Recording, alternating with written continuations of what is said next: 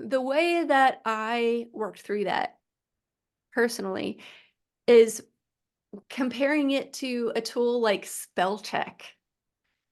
I assume that when spell check first came out, there were a lot of editors who felt like that was cheating because they didn't need to use their own memory or take the time to go to their physical copy and thumb through to the right page and then the right word. I imagine having all of that done so much faster did feel like cheating. And it's knowledge that you didn't need to store here and you didn't need to access on your own separately because there was a tool that did it for you.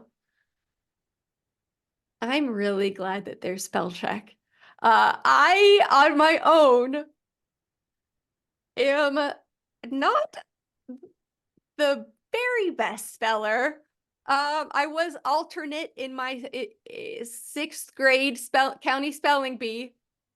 I didn't even make the real squad. I was the alternate, and nobody got sick, so I didn't even get to go. So I'm all right, but I'm really glad that there's spell check because it saves me so much time. And when I went through this fiction example on my own, like I just said, a lot of this I would have come up with on my own, especially those basic pieces, like the idea of introducing conflict as a way to make the text and the story more interesting to the reader. But some of those really specific ideas, like perhaps there's an environmental consequence, something happens every time a wormhole opens. Maybe I would have come up with that, but it might have taken me a long time, frankly.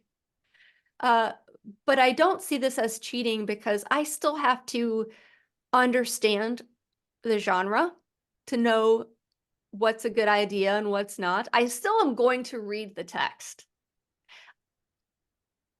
I could see there being maybe a spin-off service that some people do where essentially they do a manuscript evaluation by running the text through prompts without actually reading it and just giving people the report that it spits out.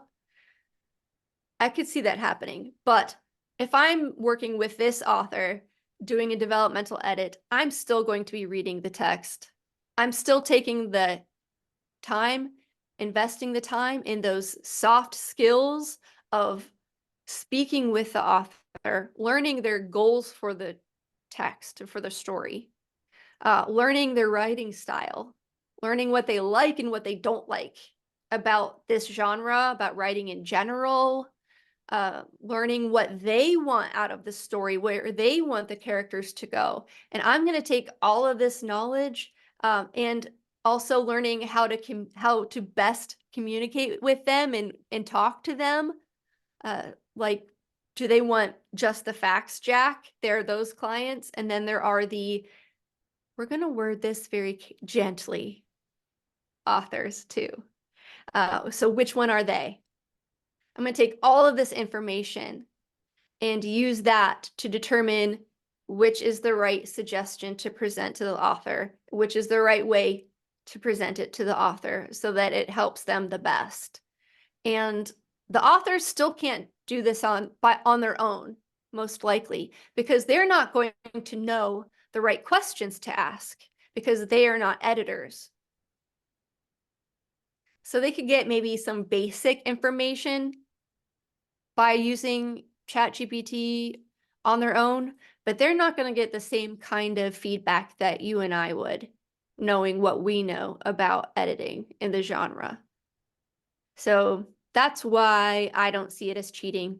We're still using our own skills and knowledge. We're just getting assistance to do it better and faster, which I think writers would appreciate.